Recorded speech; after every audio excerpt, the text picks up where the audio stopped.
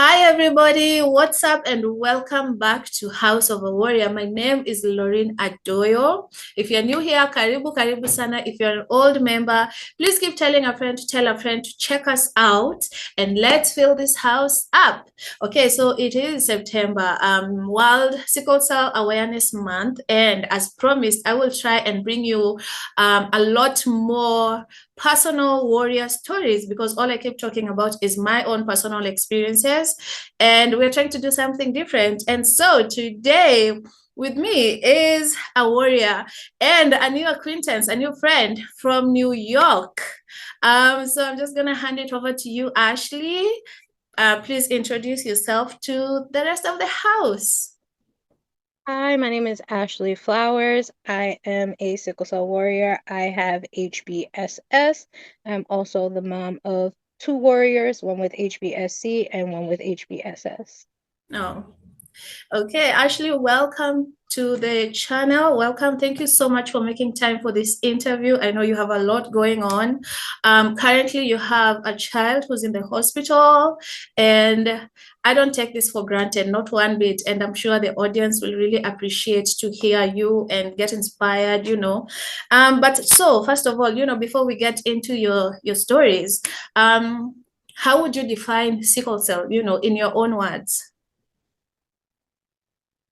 Um, for me, when I am trying to describe it to people who are not warriors, I always say, imagine the worst toothache you've ever had. Because I think for most people, toothaches are like a horrible thing. I Yeah, say, yeah, try yeah. to imagine the worst toothache that you've ever had Mm-hmm. and put that throughout your whole body. Uh-huh. And it still probably couldn't even compare to, Magnified. It's a bad toothache, but magnified. yes. Yeah. Um, I am very like well versed in understanding what exactly sickle cell is and that it is, your red blood cells are shaped like I always say a C shape because when people hear sickle, they don't get it. Mm-hmm. Like a C shape and that they clot and all that. But I think that that is hard to get other people to kind of understand. Yeah. It is. It is very difficult to explain to someone, especially when you're in pain. I've seen people just staring at me like, what is going on with this one? Um, Hmm. it's very, very difficult. Okay, so before we dive into this, like, could you tell us when you were diagnosed? Because you've told me a little bit of your story, and it was just like, wow. So I was actually not diagnosed until I was 17 years old. Mm-hmm. My entire life growing up, I remember being the sickly kid. I remember being the kid that everybody in my family is like, oh my gosh, she's always crying, she's always whining. Like, what is wrong with her? Yeah. And after a while, sickly became the description. Oh, that look, she's so sickly. Something's always going on with her. Um, I can remember lying in my house screaming in pain and Yeah. nobody knowing what was going on or what was happening. And going to doctors and being told that I was having growing pains or that it was something psychological. Yeah. Wow. So for a whole 17 years, you just powered through without any medication, any attention, nothing? Nothing. So I would have Tylenol, Motrin. I'm sorry, I live by there's airplanes going back and forth. That's I live by fine. an airport. Um, so I had Tylenol, Motrin. I had an aunt that was a nurse, so sometimes naproxen, or like a hospital grade Tylenol or something like that. Never anything more than that. I Oh, had an amazing great grandmother who okay. would rub me down with icy hot, read to me, talk to me, Oh sing to my me. God. That's where I would go. Wow. So, Thank God for her. yeah, if it wasn't for her, I don't know how I would have made it through. My So mom you would learned, immediately. so you learned how to deal with your own pain, even though you didn't know what you were dealing with, you learned how to manage it. I learned to, for the one bad thing is I learned to hide it. Okay. I learned to mask. I learned that I didn't want to be the sickly kid. I didn't want Mhm. to be the kid that every time I got in a swimming pool because Yeah. I didn't know any better, would end up in a sickle cell crisis, Yeah. or when we had field day, would end up sick. I didn't want to Yeah. be that kid. So I learned very early to mask. Yeah. Um, and I learned that immediately when I felt something, thank God my Nana lived upstairs from me, that I just go Yeah. upstairs. Okay. So, wait, I just have a lot of questions. I'm sorry. So your parents, I assume now they didn't know they were carriers either of the church or warriors themselves. No. So my mom always knew that she was a carrier of something called Lepore, Okay. which is another type of blood disorder. And then we also had thalassemia in the family. Oh. I had a cousin that had passed from lupus, so they were very afraid that it was that. So they, when they went to get me tested for Mhm. something, it was for that and not sickle cell. Okay. Okay. Otherwise, my mom, my dad, nobody knew anything. What my doctors are explaining to me is I got Lepore from my mother Mhm. and I got S from my father. Okay. Because Lepore is a rare type of blood disorder, it doesn't mean anything, right? It's inactive. So I all I got was that S gene from dad. Mhm. So they would kind of classify me as SS. I'm gonna have to research more on that and see actually where the relation comes in. But anyway, let's move on. So, you're 17, right? And you get pregnant. Mhm. So, what happens? So, there's already the fear of being 17 and pregnant. This is already like terrifying. Mm-hmm. I'm recommended to an OB by my cousin. I Mm-hmm. go to the OB appointment, me, my mom, my grandmother, my daughter's father, Mm-hmm. and they do all their routine blood work and everything that they do first. The doctor walks in and says, I just want to let you know I would love to be your doctor. I enjoyed having your cousin, but I cannot be your provider. Yeah. Because of your situation, you need a high risk doctor. Wow. And we're confused as to what my situation is. And she was like, having sickle cell disease requires a high risk doctor. This is now considered a high risk pregnancy. And my first question was, are you sure you have the right person? Yeah. And she's like, you're Ashley Flowers, right? And I say, yes. She said, yes, you have sickle cell disease. And there is, you have to go to the hospital immediately because your hemoglobin is a 5. It Yeah. was like 5.4 or 5.5, I think. Mm-hmm. And that day, I was taken to the hospital for my first 2 units of blood and diagnosed on the same day. Wow. How was your pregnancy? That first So one.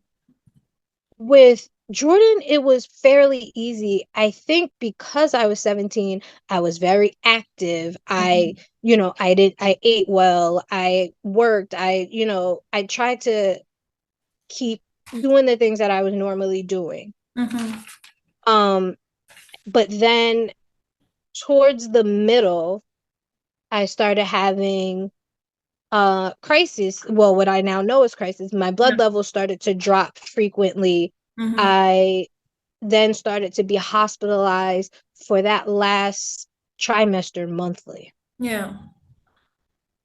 And the baby, like, it was the girl, right? Yes. Did she come naturally or did you have to go through a C-section? So I have had every form of birth there is. I've had a natural birth with no meds, a birth What? with medication, and a C-section. No. Yes. So with Jordan, that baby, Yeah. I had her with epidural and all those things. She came. She Mm-hmm. had to be in the NICU for 5 days to wean her off of Percocet that I was on at the time, Yeah. and just to make sure she was okay. Yeah. Wow, quite the story. Wow. Okay. So, being pregnant at 17, growing up in a lot of pain, not knowing what it is, and then finally being diagnosed with this terrible, terrible disease. How did you handle, the stigma of, first of all, being a teenage pregnant girl and also having sickle cell on top of that? Honestly, the stigma of being 17 and pregnant didn't register to me. It only did in my household, right? Okay. Outside of my household, I think because of the mom that I tried to be, Mm-hmm. people they didn't look at my age. I Okay. worked, I busted my butt to take care of her. If you Mm-hmm. saw me, Yeah. you saw her. I'm one of those parents. Okay. Um, Good. the most difficult part was getting home from the hospital after those 5 days Mm-hmm. and finding a big, I believe it was either orange or red envelope Mm-hmm. that said I had to open it immediately, and I opened it, and it said, "Your child has been diagnosed with sickle cell HBSC, Oh no. and she needs to go to the hematologist immediately." Oh my gosh. So now I'm scrambling because I don't know. I don't have a clue how to manage me. I know nothing about this illness. I just found out Yeah. 6 months You're a ago, or very nine, I'm sorry, baby. 9 months ago, Mm-hmm. that I have it. And now it is me at 17 with this child who also has this disease. Yeah.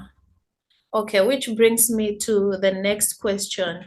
Um, I can, I can understand that you didn't know you had sickle cell, but for your baby to have gotten it, it means her dad was also a trait, has the trait, right? So did he know him for himself? Did he know he had the trait?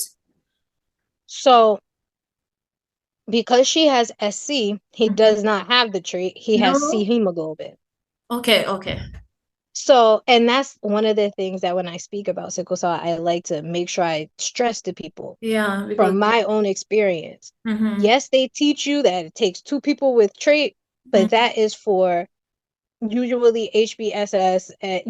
There are so many forms of sickle right, cell disease right. that you can get in other ways. And because we're not taught that, even if you do know, right? Yeah, And you think he doesn't have the trait, so I'm fine. If he has C hemoglobin, D hemoglobin, beta thalassemia, data thalassemia, it goes on and on. Your yeah. child can be born with sickle cell. Mhm, So because we were 17 and pregnant and, not doing what we were supposed to be doing, mhm. he did not know. Um, and the good thing that comes out of it is it made everybody in both of our families get tested. Yeah. Okay. Um, I want to know, in your country of residence, do you think the government has done enough, to support people living with sickle cell disease? No, No. I think that I think for here in the US right now, the updated statistic is 1 in 8 African Americans are carriers. Mhm. Um, it is being viewed at now by the Red Cross as like a huge thing. They have a sickle cell initiative that's rolling out for the next 7 years because they see, how much donated blood is going to people who suffer from sickle cell disease. But as Yeah. far as the government, no. In 2005, when my daughter was born, Mhm. from what I was told, is when all throughout the United States, all hospitals started testing children. Yeah. It started somewhere in the like late 80s, early 90s for a lot of states, but it was not nationwide as part of Okay. prenatal testing or as part of postnatal testing for your baby. Okay. This, in my opinion, the way that we talk about high blood pressure and diabetes in the Black community, we should be talking about sickle cell disease. Exactly. Exactly. I hope these interviews someone gets to hear them because everyone is telling me the same thing. Nobody seems to think sickle cell is a fatal disease, let alone something that is important, that is taking away lives. And most babies that are born with sickle cell don't even live to see their fifth birthday. Yep.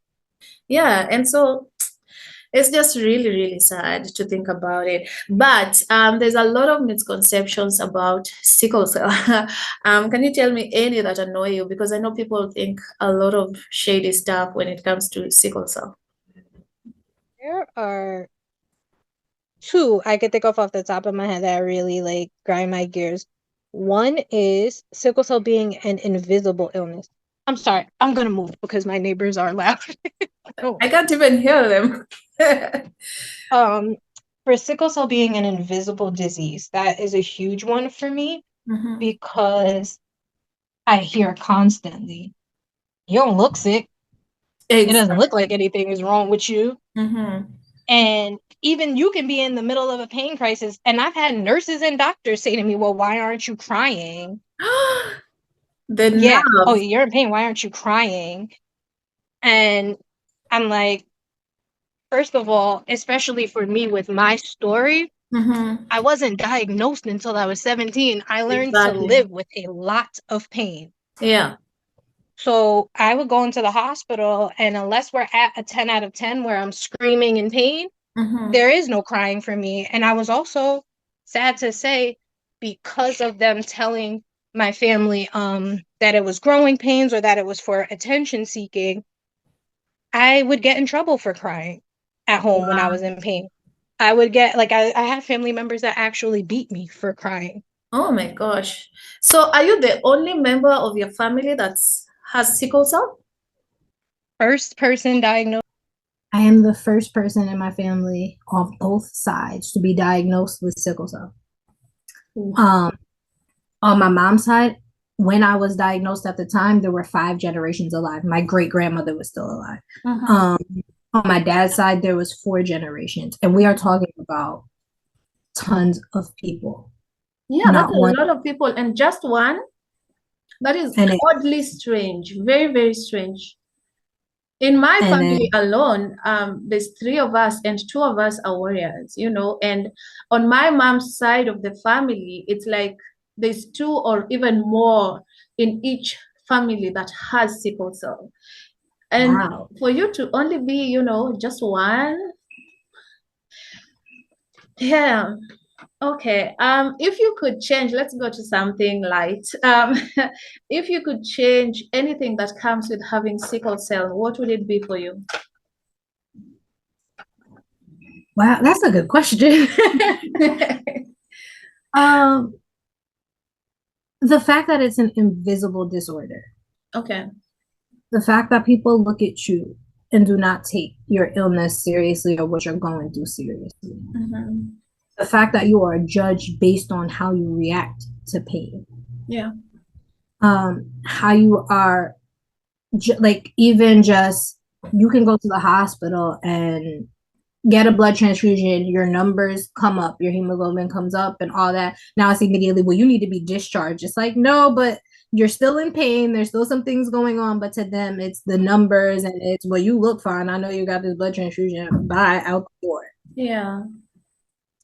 I think that is one of the hardest things for me. And also, I'm a solution based person, right? Yeah. Like, I am the person that you give me a problem, I try to find the solution, fix Okay. it the best Mhm. how.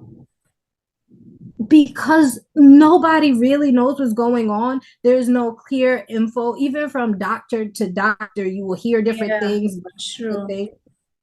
It's where's the solution? How do I fix this? How do I, how do I come up with a way to lead a better life? Mhm. I think those would be the things.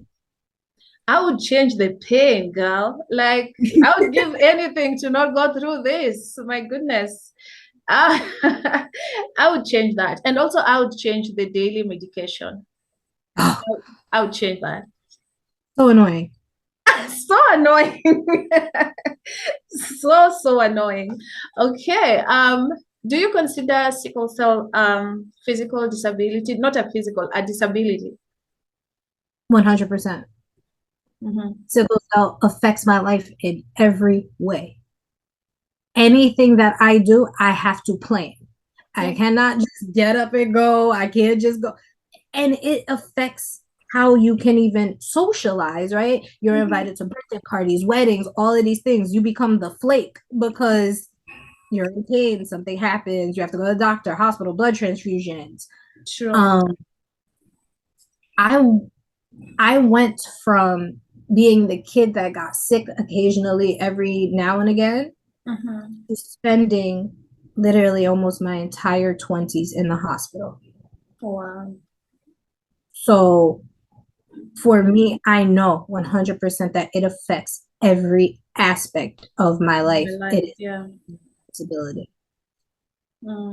Okay, so you went from being a warrior to being a caregiver because you not only have one baby who's a sickler, but two, right?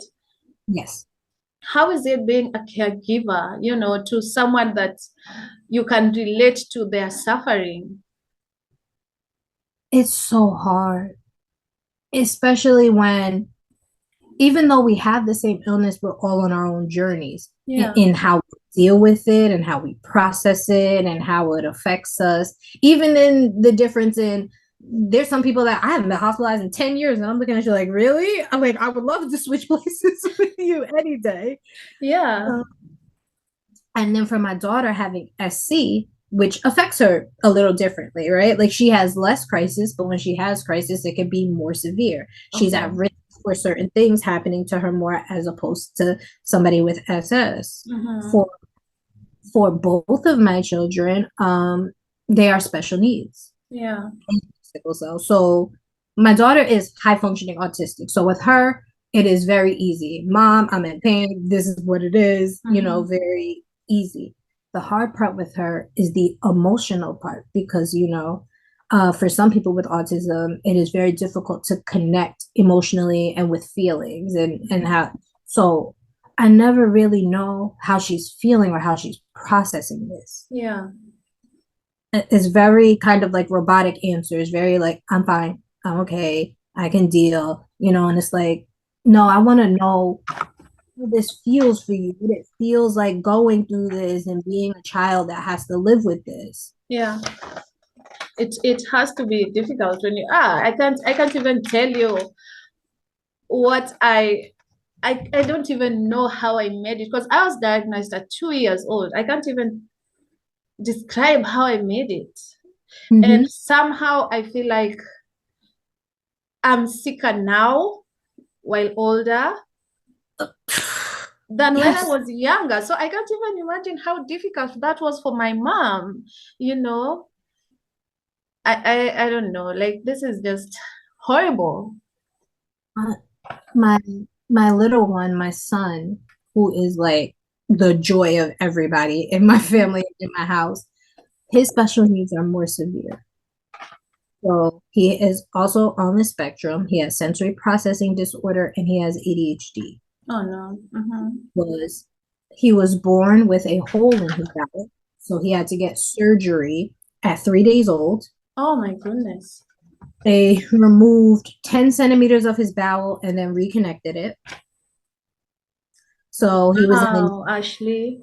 Yeah, he was in the NICU for 3 weeks and he could not eat. He would not gain weight. When they finally let us take him home, he was a little over 5 pounds. And that was with being in the NICU on weight gaining formula and all that.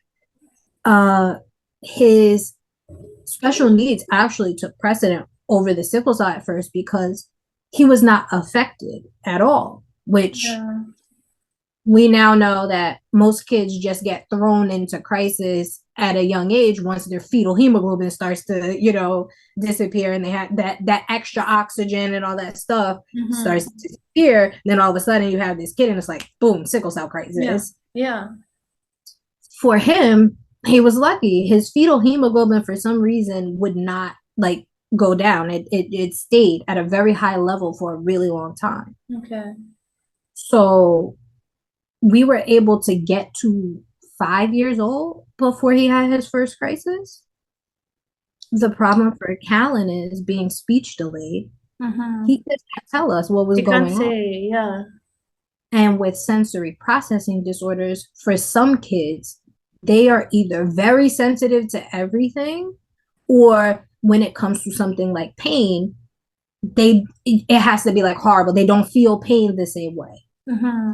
So for instance, even in a regular day, right? If your kid falls and bumps their head and is bleeding, they'll cry, they'll come to you. For him, if he sees the blood or if he sees you're upset, then he's like, oh my God, it hurts. Oh my goodness.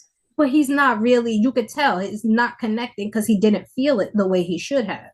Oh my gosh. But when it came to sickle cell, I'll never forget, for 2.5 weeks straight, he kept getting sent home from school with low-grade temperatures. Nothing even over 100, 99.9, things like that, 99.7. Then about a week into that happening, he started saying, I have a headache. So that made us, think, because we're like, well, if he's complaining that his head hurts, that means his head really hurts, because he doesn't, anything hurts. Yeah. In the midst of that happening, I got hospitalized for the first time in 2 years. Mm-hmm. I'm in the hospital. We get a phone call from the doctor. Mm-hmm. You need to pick Callan up from school and bring him to the emergency room right away. His hemoglobin is 4.5. We don't even know how he's been functioning. Oh. Pull him straight to the hospital. First blood transfusion. Wow. At 2.5? Oh, no, for him, he was 5. Oh, at 5. That was at 5. How old is he now? He is 6. He'll be 7 in December. Jordan, because she didn't have the fetal hemoglobin, she had her first crisis at 9 months old, and that was terrifying. That must have been hard. She's 9 months, so because she's 9 months old, I'm barely 19. Yeah. And I'm in and out of hospital managing for myself, and I just remember waking up one morning with her screaming at the top of her lungs, and she was an easy baby. I was blessed, because to have a baby at 17, to have the baby that I had, True. she was easy, simple, everything. If she cried, it was for a reason. Yeah. But I had never heard her cry like that before. Oh, gosh. And, as a parent, or even if you're not a parent and you're just around a kid consistently, you start to realize, okay, that's the cry for this. Yeah. I never heard anything like that before. It sent chills through me, like, what is wrong with my kid? Yeah. And that's when I learned about jaundice, the yellowing of the eyes, and then I forgot what it's called, the actual term, but hand-foot syndrome, where kids, their hands and feet swell when they're pregnant. Mm-hmm. And that's one of the ways that you could tell. You would pick her up, her whole body would go limp. Oh, no. Terrifying. So we called an ambulance, took her to the hospital, and she was indeed having her first crisis. But what? Oh, Ashley, you are one strong warrior, and now mama, and you're still doing it, That is such an inspiring story, so intriguing, so thrilling even. I'm just like, I'm on the edge of my seat, because I don't know what you're going to tell me next. Like, I thought I had it rough, And I'm just so grateful you agreed to come over and share your story with us. I feel like this will uplift someone's spirit who is going through the same thing, or even worse, because the possibility of worse is always there. But before we end, I just want you to give a piece of advice, some encouragement to a warrior or a caregiver who is, at the end of their rope. This does not have to be your life. Sickle cell does not have to define you. Mm-hmm. I went from the girl who literally could not do anything. I was being hospitalized every 4 to 6 weeks. I would go into a crisis, and I would be in the hospital anywhere from 3 weeks up. I think the longest time I was there was 8 weeks. Mm-hmm. I've been septic 4 times in the ICU. I am on my second portacath. I have had over 30 PICC lines. Mm-hmm. I've had 10 exchange transfusions in the past, I would say less than 10 years, and over 100 units of donated blood. Oh, gosh. That's a lot. I thought that my life was over. I used to sit in the hospital and talk to my brother about all the things that I wouldn't have and what I wanted for him. Mm-hmm. The things that, if this wasn't my life, that I wished for. Mm-hmm. I can remember going in a wheelchair, going from one side of the hospital to the other because my child is in the hospital at the same time. Yeah. My son's entire infancy was visiting me in the hospital. Oh, God. He became so used to the hospital. Like, even now when he has to go to him, it's just like, oh, I'm doing what mom did. He knows what PICC lines and ports and all that, don't touch that, leave that alone. This is sterile, like all that. Mm-hmm. My life has changed so much in the past 5 years.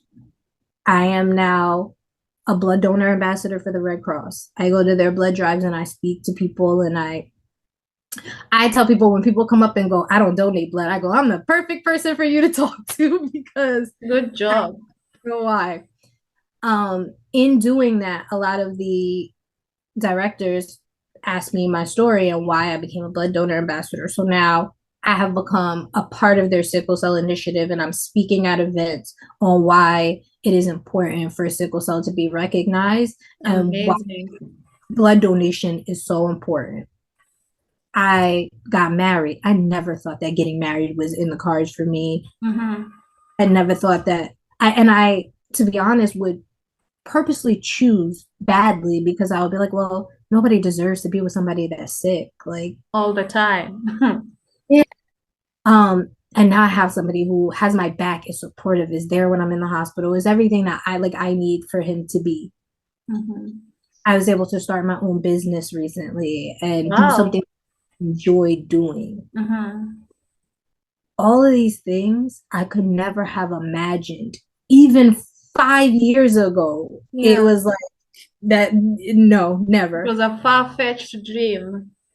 Yeah. I even for my mom, I watched my mom go from being a person that could not step foot in the hospital, could not talk about what was going on with me, like to now being able to go to the hospital, being able to be there for me, watching me speak and listening to me speak at events, and just I know that it seems so heavy and so hard, and it seems like that this is never gonna end because you know it's a lifelong illness. Yeah. But things can get better, things can change, and when you're in those darkest moments, keep those dreams alive. Yeah. Keep thinking of the things that you want to do and you want to be, because you can. You really can. Exactly. That's amazing. I have no words. Like I do not have a comeback after that. That's amazing. You keep it up, you keep going, keep fighting. We are all behind you. You are already doing amazing things for the warrior community, for agreeing to do this interview. You have no idea who's going to be listening, whose life you're going to change. It's the little things like this that we need as warriors. Someone could be sick in the hospital, struggling with their pain, and they come across this interview, and it just changes their mind and their focus, and you might just bring life back into somebody. And so I'm so grateful. I am so grateful. I wanted to ask a fun fact I learned recently, that warriors have like really bad temper, like we are easily irritated, we're always mad. How true is this for you? How is your temper like? It, especially going through that period in my 20s, was terrible. I don't know how I dealt with me. The one thing that I have started to recommend to a lot of fellow warriors is go to therapy. Yeah. And get a therapist that specializes in people who have chronic pain or chronic illnesses. Mm-hmm. Because you do not realize how much it is impacting your mental health. Mm-hmm. How sad you could be, how depressed you could be, how it feels to lose friends, to lose family, for people not to believe you, for people not to see how hard it is. Like that stuff to be treated badly by doctors and nurses, and all of that stuff affects you, and it's just piling on. Yeah. And you're just trying to get from one crisis to the next, from one day of pain to the next. So you're not even processing or really dealing. Yeah. So I can understand being easily agitated. Those days where it's like, don't touch me, don't look at me, I'm not even here. Okay, so maybe it's a fact. But yeah, we've come to the end of our interview. I want to say thank you so much, everybody, for watching. Please keep telling a friend to tell a friend to tell another friend to check us out, and let's fill this house up. And from me and Ashley, we're going to say bye. We're going to sign out, and I will see you guys in the next video. Ashley, thank you. Have a great day. Thank you for having me. Okay, so now that that is done.